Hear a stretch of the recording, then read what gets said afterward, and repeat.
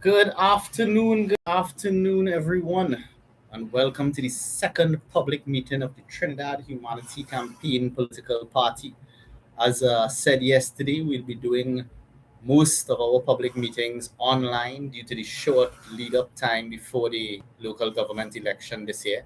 So we thank you all for joining us, and we hope that you all will share this video, subscribe to the channel, get more people to hear who we are, what we're about, what we stand for, basically how we intend to bring better dedication to representation and more qualified and transparent management of our resources, which we at the THC at least think that is extremely important going forward in any level of governance. So again, welcome. I don't think I'm going to delay this afternoon to wait on anyone to come in. The video is recorded and can be seen again on the YouTube channel, on the Facebook channel, and so forth. We are only doing the YouTube live today so that we can keep the phone line open for anyone that wishes to call, anyone that wishes to send their WhatsApp messages during the broadcast.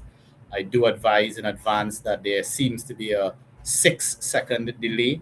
So if you are going to call as opposed to sending messages, please say what you have to say and then say something like thank you. So I know you're finished and I will reciprocate. When I respond to you, if I respond on the phone, I will say thank you so you know that I'm finished that part of the conversation, just so we won't overlap or overstep each other. And if you are calling us from the phone, please step away from the YouTube because of that delay, there can be some overlap in the time, and so step away from the YouTube, speak to us on the phone, and everything will be recorded live anyway.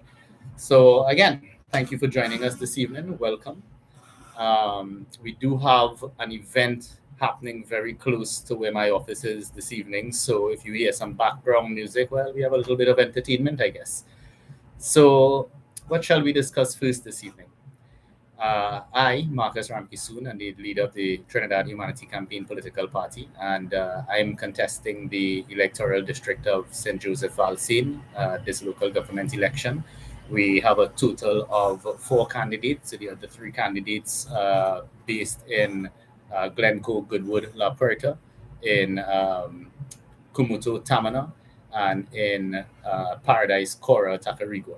So we're not contesting a lot of seats, unfortunately, but at least we're making an effort to move forward with the party, with our aims and intentions going forward. So as I've said yesterday, and just for those of you who would be listening to this video and would not know much about the Trinidad Humanity Campaign, we been registered in 2014 with the EDC. I have contested the general election in 2010, and the party has contested elections in 2015 and 2020, the general elections. This is our first run at the local government election. It has always been our belief, to be very straightforward with you all, that there was a lot more stress at the local government, meaning that there would be a lot more frustration to make change, seeing that a lot of the corporations were under resourced, and depending on who's in government, it depends on which corporation gets funded better and all that stuff. But now with the local government law reform, we should be able to see, we hope to see increased resources at the level of the corporation. We do know that they're intending to, well, the government of the day is intending to collect the residential property taxes within the residences within the corporation and put that money towards the corporation. We don't know yet if there will be any decrease in the central government regular budget to compensate for that increase from the property taxes, or whether that increase will just be just that, an increase, which we hope it is, in our corporation here in Tinapuna, and even in the other 2 corporations we're contesting, should be looking at, according to the Minister of Finance in Parliament, anywhere between $25 to $50 million per year excess, so, or coming in extra from these residential property taxes. So we would hope that that money would be well spent, and all us citizens would be able to get the best value for our money from this increased allocation of revenue to the corporation. what we intend to do as the Trinidad Humanity Campaign, if elected, one of the main things we are campaigning on this local government election is a page taken out of our manifesto dealing with transparency. And transparency, I mean, honestly, folks, I wish we could have more transparency in government. And before I go into the level of transparency that we intend to bring as the THC, I think I would say again I'd reiterate what I said in the meeting yesterday, because it's something that I keep liking to. I keep reminding our citizenry. I like to keep reminding the citizenry, because a lot of people seem to forget that governance is not royalty. It's not power. It's not, we, the government, are above you, the citizens. The government is employed by the citizenry. Let me explain it one more time. A country is supposed to be run like a business. A country is supposed to engage in projects to be able to bring more revenue to the country than it spends, than its expenditure. And in countries where that successfully achieve this, like Dubai, let's say, and there's a heavy surplus in the budget at the end of the year, every tax-paying citizen is given a rebate check, right? So that they actually collect, cash at the end of the year. Wow, our government has done such great business. The people we elected to manage our resources has done such great business that we now receive, like shareholders in a company, dividends. When you have a deficit budget like what we accustomed seeing in our country, in our region, you don't get a rebate. In fact, you have to balance and change things around, and a number of aspects go wrong. So this availability of finances is the country's finances. It's all of our finances. All of us citizens born in Trinidad and Tobago share an equal right of ownership to all of the resources within our country. But because there are so many of us in our country, just like a business with 1,000 owners, which happens with shareholding businesses and public entities, all those people cannot manage the business at once. So they do the same thing that a country does. Every few years or every so often, they elect a board of directors to manage that company, i.e., manage that country, and be responsible for the resources of that entity, whether it be the physical resources, the financial resources, every aspect of environmental resources, culture resources, every aspect of it is managed by that team that the people elect, that the people put into that position of management. And, yes, we based in a tribal political system with a two-party system, which is not really democratic by any real rights or means. But every so often we hear complaints, whether it be from one side or the other, or followers of that party or not. We hear complaints that the people elected to manage are not doing their job right. Expenditure is through the roof. Projects are costing more than it's supposed to. Like the one of the first things that got me into politics in the first place, the $2 million flagpole in 2010. For those of you who remember, flag $2 million, right? So, and what is that? I mean, if you hire someone to manage your business, and let's say your business is fried chicken, right? And you selling fried chicken for $25 a box for 2 pieces and fries, right? And you get an invoice from your manager showing that he's or him or her or whoever it is has bought the supplies for more than you are selling it for. That's not good business. So complaints about those that manage. And what seems to happen in this country is that it's like me having a business, let's just say, or you having a business, and you hire a manager, manage the business. Manager doesn't do very well. So you come and you hire a different manager, and that manager doesn't do very well. And then what do we do in this country?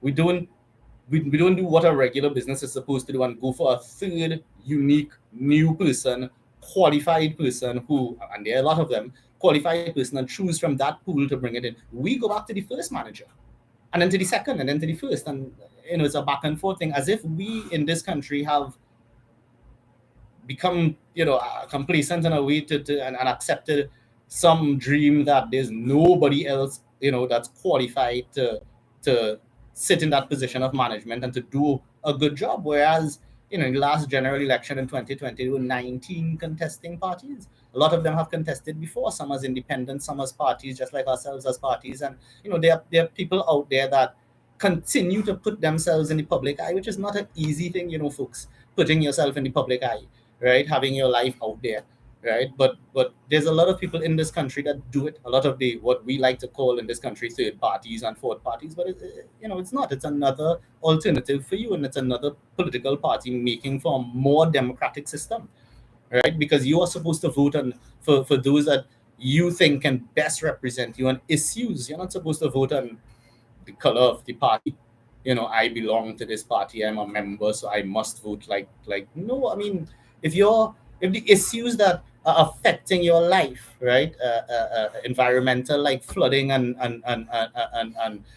psychological and physiological, well, not physiological, physical like crime, right, and these are major aspects. How can you not see the results that you want from a previous team and then reappoint that team? So I'm just saying that we intend at the THC to do a better job, and we would appreciate the opportunity. We have been questioned a number of times when we contest the election for central governance, for general election, what experience we have and how can we prove ourselves. And I've been fortunate enough to work with a number of the regional governments developing a number of policies, majorly cannabis policy, but a number of other policies also. And I've had the opportunity to see firsthand, what the job is like, what it entails. And it's not easy, it's a lot of work, right? It takes a lot of time. It is a service job, and that's what's required. And honestly, people, I think I'm built for it. I want in my life to leave a legacy of myself as having done the best deeds that I could possibly do. This is what I'm about, and I don't seem to understand it. I can never understand why people in the position, people already elected to the position, don't use this opportunity to leave a better name for themselves. So when they leave and go, right, for in whatever capacity, people remember and say, wow, this minister, this prime minister, this person in this position of authority did this when they had the opportunity. Wow, this is, I mean, we should re-elect them. I think if these governments and successive two major parties that we have in this country did the right thing when they were elected, we, the smaller parties, would have no chance whatsoever, right? Because they did the right thing, they continue to be re-elected. But the government keeps changing. There's a number of complaints we continue to see things like the crime going up and nothing's being done. Somebody needs a chance. So we're asking you to give us the opportunity. Okay, we wasn't experienced enough for central government, but give us the opportunity to get experienced in local government, right? And to show you all that we can keep our promises consistently, right? For what we say. One of the things we're promising, and I'll get back now to the aspect of transparency that I went off on my little tangent explanation about, but what we intend to bring is a level of transparency like we've never seen in this country. In fact, like we've never seen in any level of governance in the world, as far as I'm understanding, right? Because I've done the research and I've checked. I've seen no one do this anywhere. We intend to put everything that we do to the public. See, like how we have a live YouTube channel here, and we can run this for, if we wanted, we could run this meeting for 24 hours, continuously if we wanted. This is how YouTube works. They allocate the space and we don't have to pay for it, and we can just put it out. So exactly what we're doing here is what we're going to do from our jobs. From the time we get up in the morning and we reach to work, whatever time it is, 5, 6, corporations run earlier, right? 5, 6, whatever time it is, and we come back late in the night, whatever it is, we're going to be videoing everything live, because corporations don't deal with national security issues. So there's nothing within the corporations that you, the public, we, the public, should not be able to see and share. If we are representing you, shouldn't you know what we're doing at every level? Cost. Okay. Long time we didn't have the technology available to us, right? In 2023, look what I'm doing right now. I'm bypassing physical meetings in electoral districts and with different communities, and attempting to use the technology to reach more people through the online means, because everybody seems to have a smartphone. And now, especially after the pandemic, people of all age groups seem to understand how to use YouTube. So I say use the technology that's available to us. Why in this day and age can any level of governance, right, any person within any level of governance, not have a website with every expenditure, every revenue, right? And I don't mean here's, okay, there was a project X, it cost $10 million. Boom, there's your invoice here. No, no, no, no, no. I mean, there's a project X. Here's the breakdown of the cost, because it will be general. And on top of that, here's every single receipt and invoice cashed for everything, scanned and put on the website and filed accordingly. So that we, the citizens, when we're ready, if we want, we have available to us holistically everything that is being done at the level of governance outside of issues of national security. And you're telling me that we can't achieve that level of transparency? I think they don't want to achieve that level of transparency, but we intend to bring it, right? And why are we bringing it? It's not a tactic just to get your vote, right? This is a tactic to embarrass those that will be above us, whether it be other local government entities and persons, and moreover, central government into following that, right? Following that example. We intend to lead by example, because our question will then be, if we have the resources to do this and show the people, and especially if the people respond positively and say, wow, yes, this is something that we really want, this is transparency, right? Then central government would have no choice but to follow the example and go that direction. You know what that'll end up doing? Of course, it'll end up cutting a lot of opportunities for corruption, because we know, all of us know, we seem to have accepted it, that corruption is ingrained in our society at every level, and you can't get away from that. And I tell you, I absolutely despise words like that. Can't get away from it. It's here to stay. So we just accept the evil, accept the negativity, accept this. It's not good, right? And take it to heart and can't do nothing about it. Well, this is what we're here for as the THC. We're here to try to do something about it. We're here to put our best foot forward and put ourselves in front of the public eye.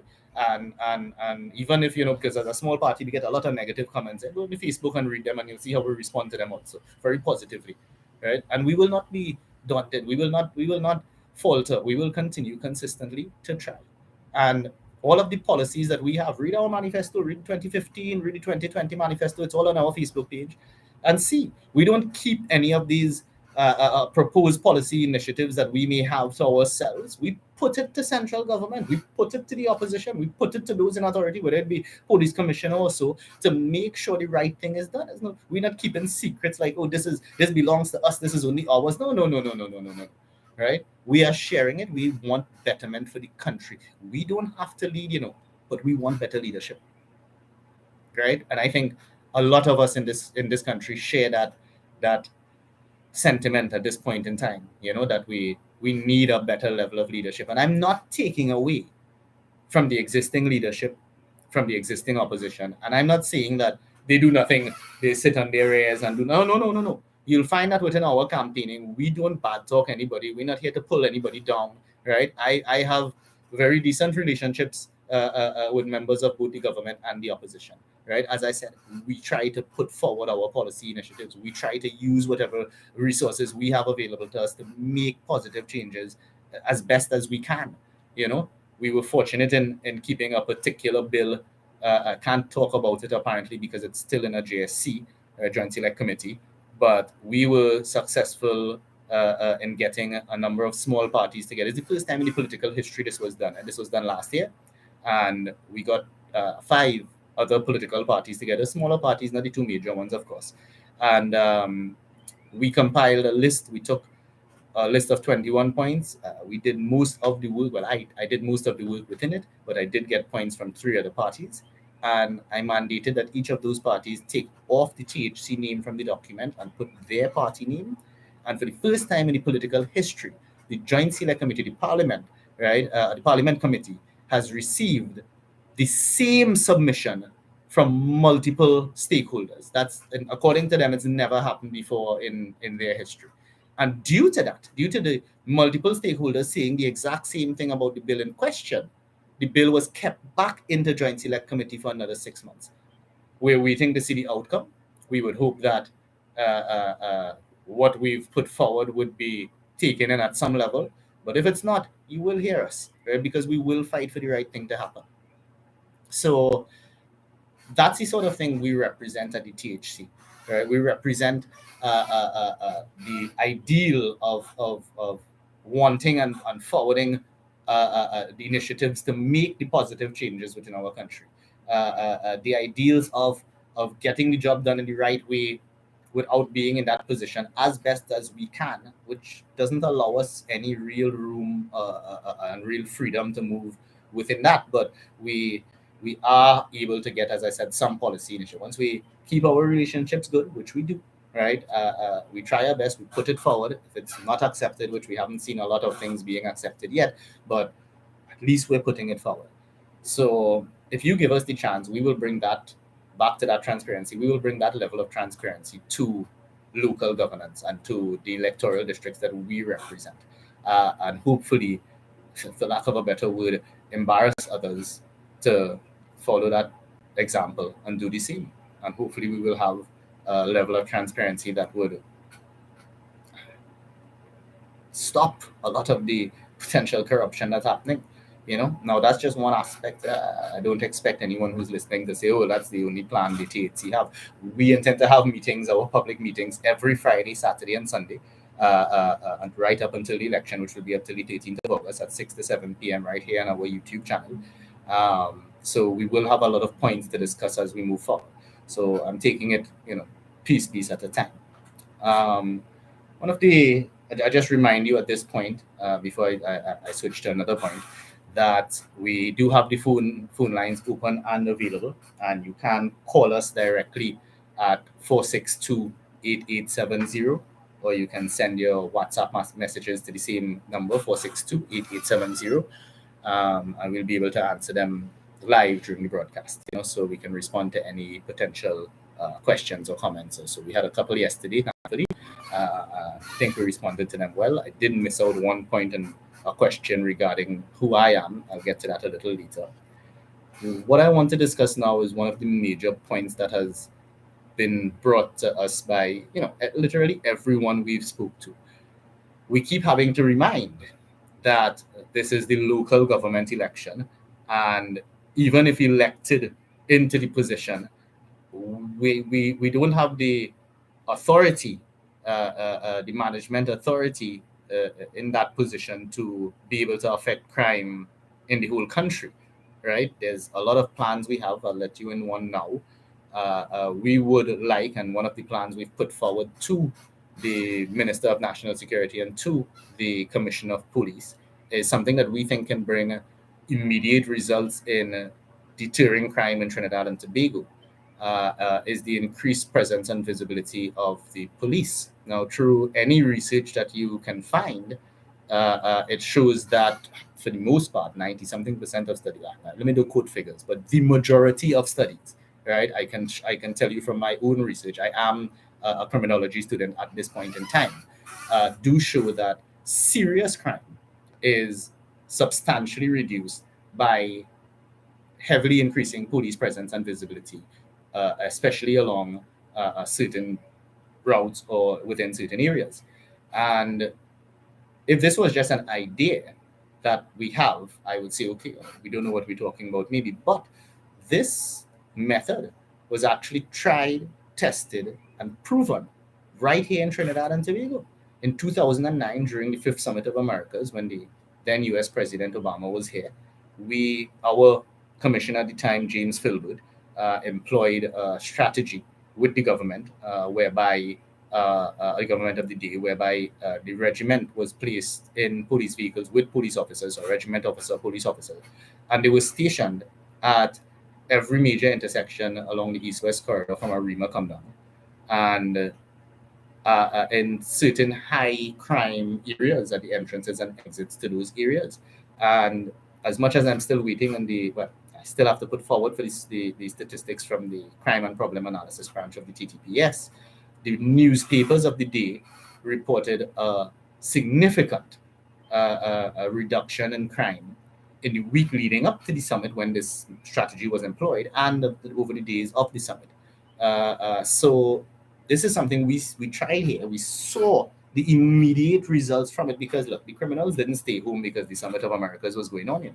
What happened was they realized if they came out and engaged in criminal activity, the police presence was so high that their escape route after committing a crime, one, right, would be cut off or could be cut off much easier, thereby eliminating a number of escape routes for them, right? And two, the response time of the police to a call, a potential call, would be much quicker because you'd have multiple officers stationed in different places. And if we have a regiment, before I get to that, if we had the resources then in 2009, meaning vehicles and officers, then we definitely have the resources now because we have more resources than then. And then a lot of people continue with the point, which is correct in my opinion, that we have a regiment here for emergency circumstances, and they're being paid not for emergency circumstances. They're being paid consistently right through, and we're not using them. Why aren't we? If we have such a high level of crime in this country, where at least one of our citizens is dying every single day, like some crazy dystopian movie, somebody must be, every single. That's ridiculous, and we've accepted this. This could be any one of us tomorrow.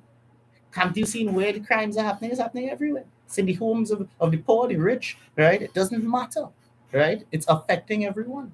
Something needs to be done. And we believe that our proposal of this initiative, which again is not our initiative, it was done in this country by both the government of the day and the commissioner of police of the day, and achieved extremely successful results. So if we tried, tested, and proven this a method in Trinidad and Tobago already, right here in our country, what is preventing us from,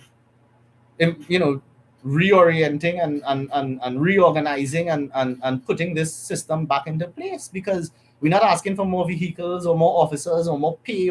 No, we're just talking about use your existing resources, manage them properly. Again, it comes back to that management, right? Manage it properly, right? And try to ease the crime within the country in a sensible way, right? Try to ease this murder rate, especially in a sensible way. I mean, if we're not securing the borders and we're not dealing with the firearms coming in at the port, because it comes in at the port, right? Most of us know that, right? You ask the police, they'll tell you that also, right? And these container scanners, these X-ray scanners, let me tell you something about them.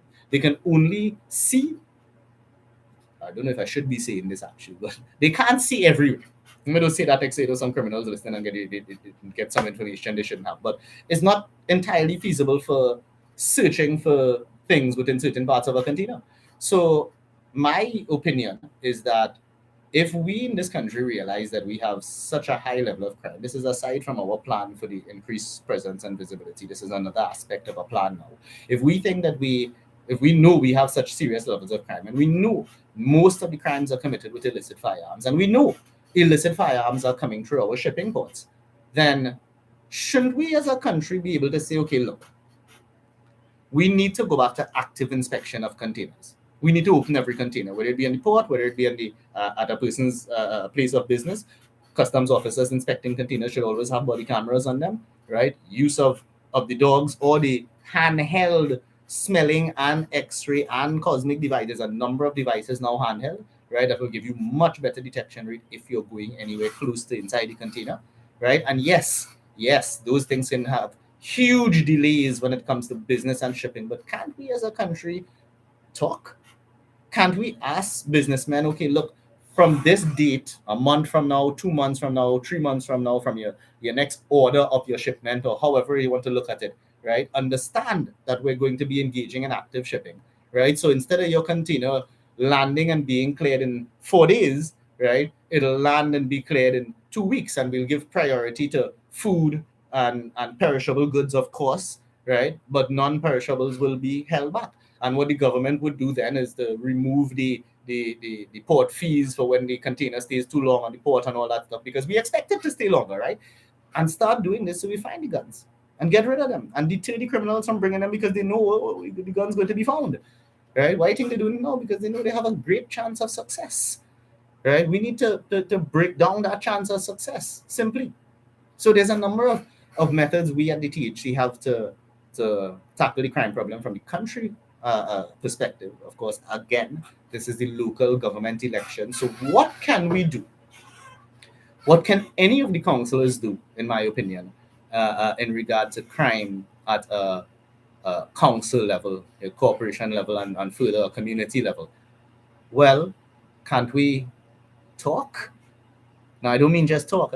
Can't we go talk to the police? Can't we work with the supervisors in the stations? Can't we work with those in charge there of planning their daily movements and work with them to plan patrols, plan times, plan the different areas that they may be passing through more than others, right? And have regular patrols going on. So, again, at some level, maybe not what we just suggested for the country, but at some level, you will be doing the same thing. You'll be deterring the escape. You'll be cutting off escape routes at some level. You'll be giving the ability to increase the response time because you will have persons on in the road on vehicles.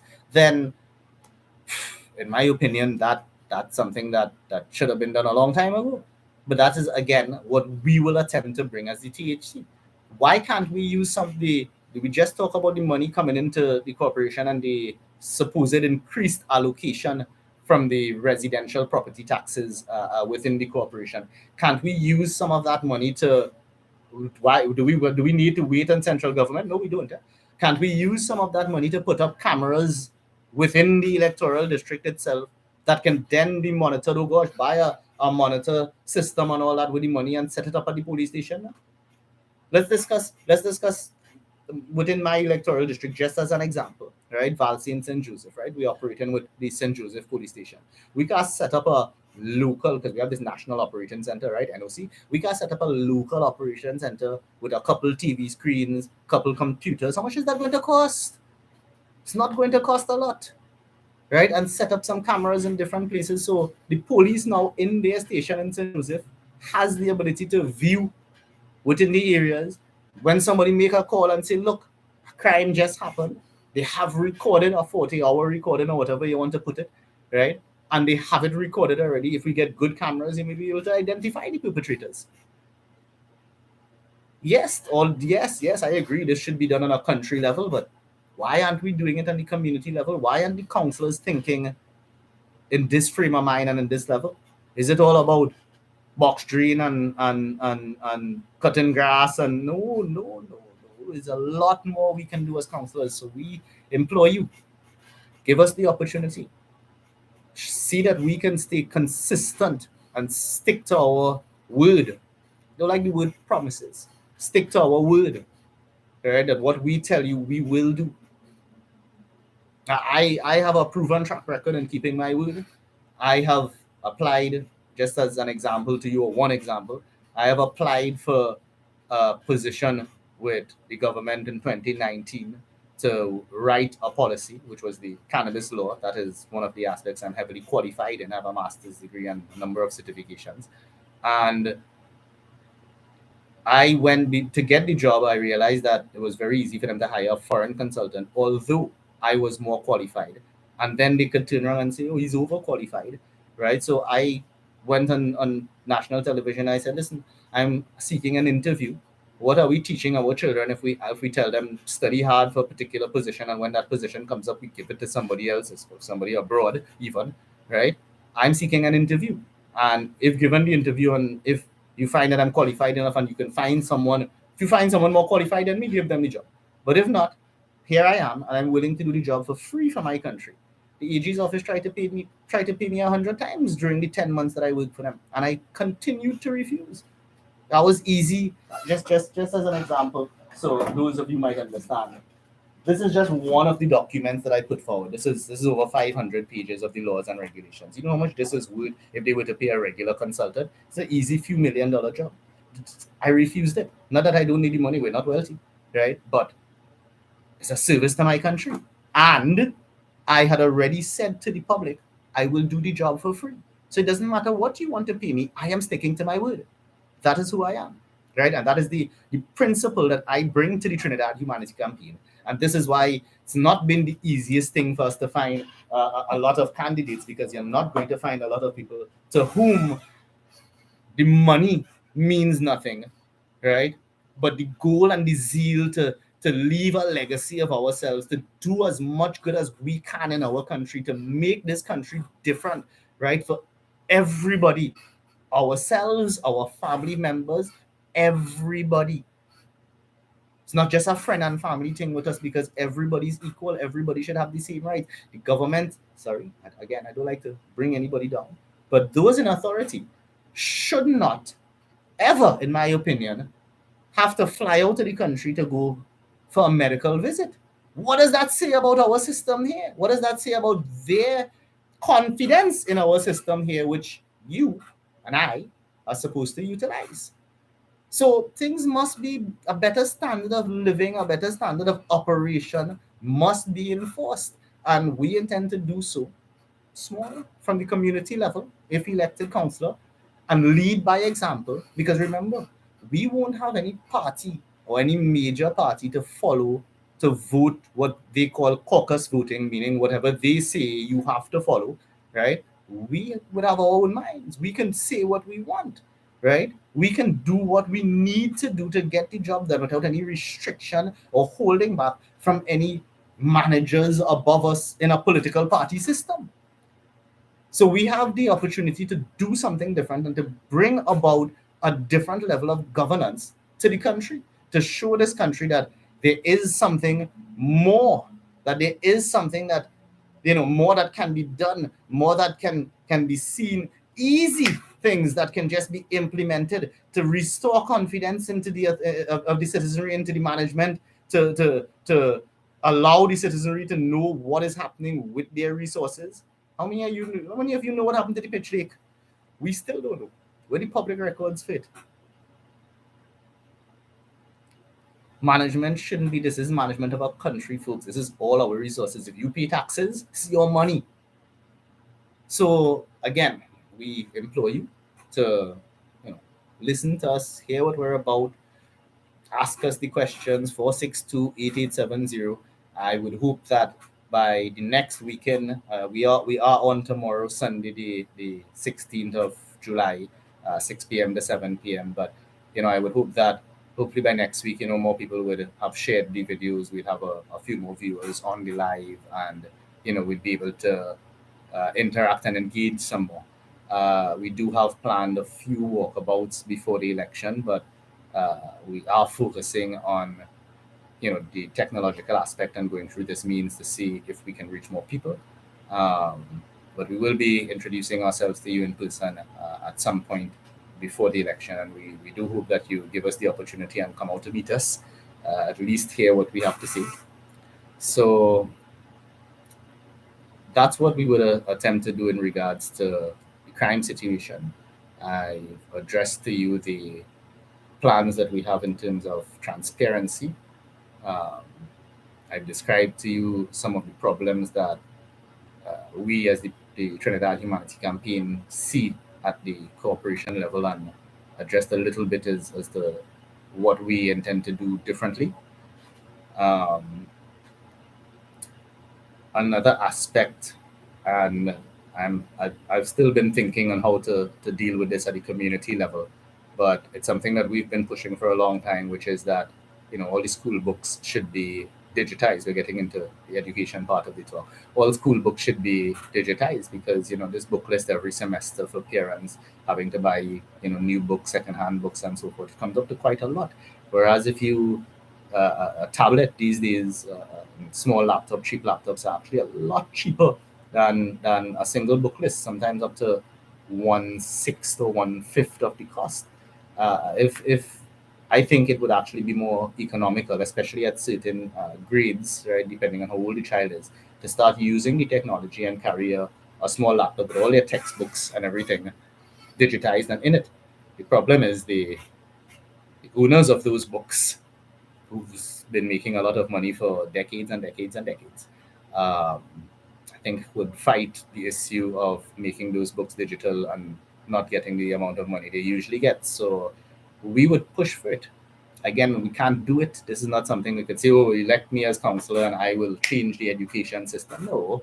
But as a councillor, I would use my position to verbally push it, as opposed to Marcus Ramkisoon, the leader of the Trinidad Humanity Campaign, has something to say. An elected councillor now has something to say. The voice will just be a little louder, simply. So I think that position would give us the opportunity to effect a lot more change in this country than just at the community or corporation level. That's my personal opinion of what I think we can do and what I think it will achieve. So again, I really hope that uh, uh, we do get the support that we're asking for. We're not going to be dejected. Like we've seen some other political leaders of other parties, after the general elections, well, we thought we were going to win. We're all depressed. We're not doing this again. No, we don't get depressed. we don't. We don't get undaunted. We don't get daunted or anything at all. We remain undaunted and we remain consistent, and we understand that we're trying. We understand that if given the opportunity, we can do the job. I'd like to move now to again. I welcome any calls or WhatsApp messages. I see none. Um, I'd like to get back to a point that I was making yesterday that I didn't finish. I mentioned it earlier that I'd speak about it later, which is now.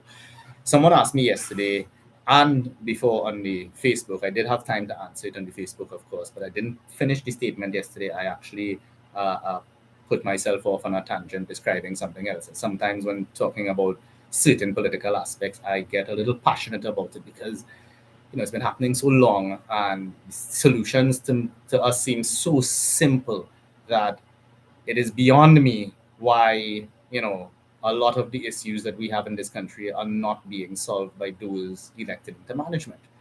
So when that person asked me yesterday, who is Marcus Ramkisoon, I was only able to speak about something I just mentioned earlier, that after my bachelor's degree in life sciences, I did some health studies. I came back to Trinidad. I opened up business and so forth. I wasn't living away. I was just studying away. I live in Trinidad. I'm a Trinbagonian, right? And a real patriot. I love my country. The one thing I forgot to say yesterday, as much as I finished my Bachelor of Life Sciences, I finished a Master of Science degree, a US accredited master, is that I believe that this position of management, you hear me, I keep saying that you all elect us to manage. I keep using the word because that is essentially what the job requires. And if the job requires that, I believe that if I'm attempting to go for this job, I should be qualified in that position. So I'm currently, and hopefully the person who asked the question yesterday would be listening or would see this video at some point in the future. Sorry, I didn't get to finish. I'm currently pursuing my MBA, which is your Master of Business Administration. And I'm also doing simultaneously a Master of Project Management, because again, it's management, right? And simultaneously, I'm also doing it will take a little longer, but I'm also doing my PhD in criminology. Because if, as the leader of a political party, I have aspirations to one day be elected to the position to lead the country, the person who sits as the prime minister usually sits as the head of the National Security Council. Shouldn't I know a little bit about security? So I'm pursuing my PhD in criminology and public safety, and I intend to, as soon as I'm finished that, I intend to pursue another one in food science, because those are the two topics that affect not only our country but the region, mostly our country in terms of crime, but in terms of food and food sustainability and food security. We know, we've been hearing it all along, and we're not seeing, well, I'm not seeing the progress being made to address the food security issues that we have, to reduce the food import bill and all that stuff. And that leads me to, now that I've described and finished describing what I'm doing academically to, in my opinion, be a better manager, be a better representative to those that elect me, right? It brings me now to that last topic that I want to discuss with you all this evening before we go, which is food. I don't know how, after discussing all these topics, I don't know how I'm going to have a different topic for each show. So you will hear me repeating at some shows for those that listen to the programs more regularly. But I'm saying it, I'm repeating certain important points. I will repeat certain important points because I expect that for those that listen to one of our programs or one or two of our broadcasts and hear what we're about and hear these things, call in and have their questions answered, they may not choose to listen every Friday and Saturday. So it's more for new viewers, persons who would have been sent our links by their friends, and so hey, check this out. We're hoping that you do that, right? Check this out and see what these guys are about, what they have to say. Listen and this, tell us what you think, and so I repeat certain important things. But let's talk a little bit about food and food security and what we can do at the level of a councillor within a corporation.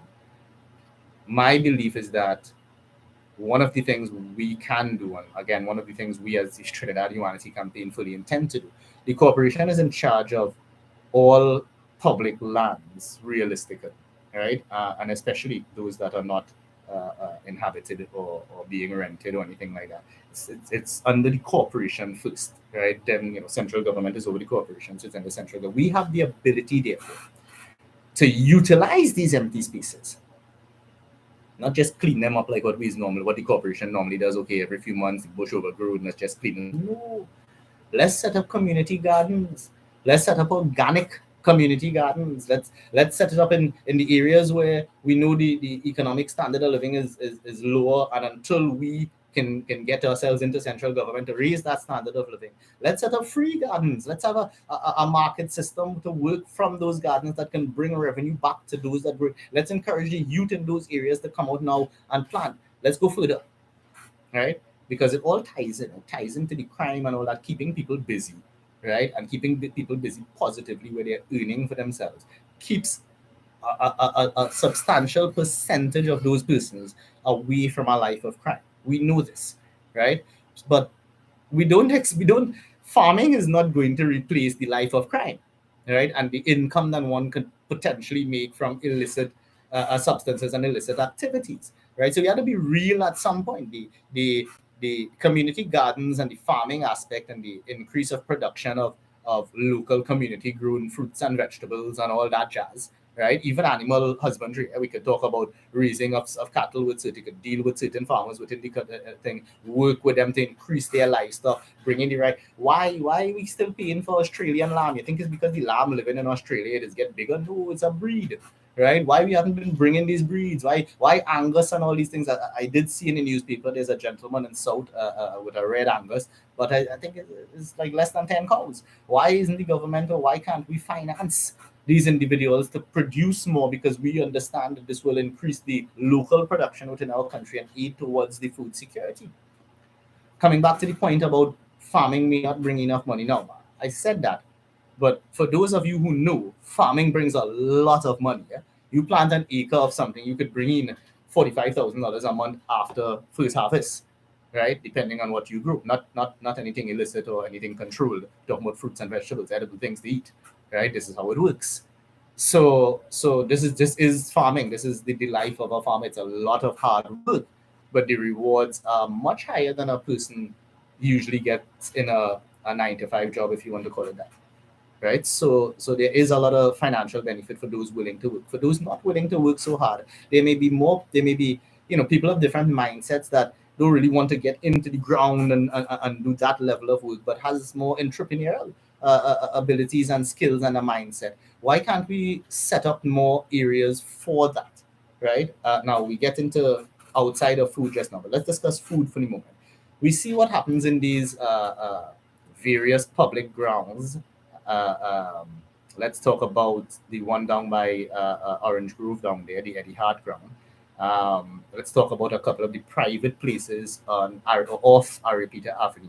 And what these places have done is essentially allocated an empty space and built out some small infrastructure on it.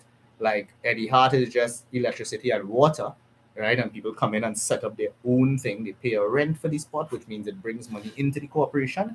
And you have a nice centralized place with security and stuff for people to come.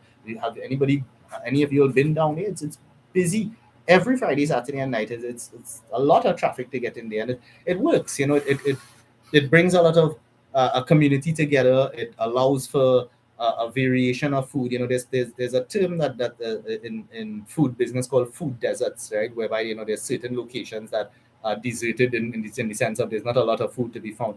We should be creating these things closer to the communities, so people have the option of going to these places, creating a rent that's not as exorbitant, not as cheap as what we know government rents to be $300 and $600 and $1,000 a year for the spot. No, let's be a little more reasonable now. If you went somewhere else and you get in that kind of business, you're going to pay anywhere from $5,000 to $10,000. We can't charge you $3,000 a month, and you making more money and we're giving you the spot, and let's produce a little more. Let's put out some expenditure and maybe build out some of the places or the stalls for these persons to use, so that they have the proper sanitation for their foods and all that, according to the health standards that we're supposed to follow in the country. And make everything nice and clean and wholesome, so we could attract not just our local citizenry to these points, but maybe even we could bring some tourism. When tourists are here, they have spots to go to. So that's one of the aspects that I'm looking at in terms of utilizing the public lands within the corporation for better means, not just leaving them empty, right? And we can go further. We can start having, just like what the Ministry of Social Development should be doing, right, and does to an extent, right? We should have the availability for persons to come to us from within our district and say, listen, I have a business idea. I want to do this, right? I want to do that. And, if it's feasible, either help them to get financing through the banks or through government programs or so, or even aid in the financing through the corporation finances if the corporation has the excess allotment from the property taxes that's coming, and use a portion of that. Okay, the Minister of Finance said each corporation is supposed to get between 25 to 60 million TT dollars extra just from that tax thing. Let's use that. If we already operate in the corporation the way we are, right, let's first of all try and manage it better. We will, right, and get more value for money for every project. We don't promise you that.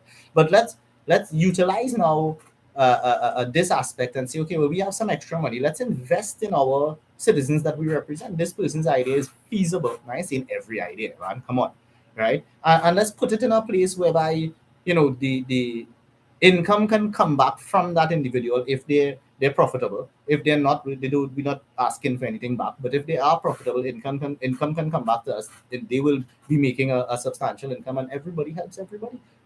And you help people achieve a better standard of living for themselves. You just leave people down. I want to talk about homelessness, but I'm watching the time, so we won't talk about that today, right? But if I had the opportunity, nobody would be homeless in this country. We would utilize the central government resources. Again, we're talking central government here and general election, but we would utilize those resources and ensure that we have the right rehab facilities for all those persons. Don't even get me started in education. There's another topic for another day, right? But these points that I made to you this evening, I think, are important. I mean, I've given you huge points of interest within our country, transparency in governance, crime, education, and food security. And I believe I've been able to address for you what we would do towards those points at the level of the council. And I think it's significant. I think that, if someone is given the opportunity, again, it don't have to be us. Mind you, there's a number of other parties, not the two major ones that we're familiar with, contesting this local government election. And I advise everyone, you don't have to support us, right? You can support anyone you want, first of all. We would like you to support some of the smaller parties or the newer party, alternative parties, right? And see what somebody different can do. I mean, you're not putting anybody into a role in central government. Your risk is less, right? Putting somebody into a role in local government, they should be able to utilize that position to do everything they've said they would do if given a position of management. Not slack off, not engage in corruption, not issue contracts for this one and that one, right? For more money than they're supposed to. No, right? They're supposed to be engaging in everything they've said they would be engaging in, and that's what we at the Trinidad Humanity Campaign intend to do. So, again, it's your choice who to vote for, but at least during this run-up to the local government election, listen, please, to some of the other candidates from the other parties, right, within your electoral district, and, hear what they have to say. Don't have to listen to us only, listen to someone else. Maybe somebody might have something better to say than us. I don't know, right? But you should know. If you're going to vote, you should know. And you should be aware. You shouldn't just be taking one side from one and leaving all these other perspectives on the table. Again, we should be voting for whoever we think can represent us best on issues. Someone who we think can represent us to find the best solutions to those issues, to achieve the best value for money, for our money that is being spent in the public domain. These are the things that we should be looking for in a representative. These are the things that we give our word that we will bring as the Trinidad Humanity Campaign to you if elected. So, guys, it's Saturday evening. It's 3 minutes to 7. I think we've had a really nice chat this evening. I can't wait to see. Please leave your comments in the YouTube video. I will post this video to this Facebook, social media. I look forward to everyone's comments. I like to know what people are thinking in regards to this. I'm always interested in intelligent conversation. I ask because it's happened, unfortunately. I continue to ask, please don't use any profanity on our social media. Understand that children have access to the social media, and that is not the example that we should be setting, any of us, right, as adults and as intelligent thinking in adults. So, please refrain from any sort of profanity. You can be negative, it's okay. I'll respond positively to it, but abstain from the profanity, please. I thank you for that. Folks, we will be here again tomorrow evening, same THC time, same THC place, 6 p.m. to 7 p.m. right here on our YouTube channel. We hope to get into a few more different issues. Maybe we recap some of these depending on what the viewers want to hear. And we really look forward to you subscribing to the channel, sharing these videos to your friends, your family, if you think that what we've said has made some sense to you. And get the word out there that there are other people that are willing to do a better job and are qualified to do the job, and definitely trying to bring more dedicated representation and more qualified and transparent management of the resources. Trinidad and Tobago, our burgesses that we hope to represent, we thank you for your time this evening. Everybody have a good, safe evening. Stay blessed, everyone. And hopefully we see you guys tomorrow. Have a good one. Thanks.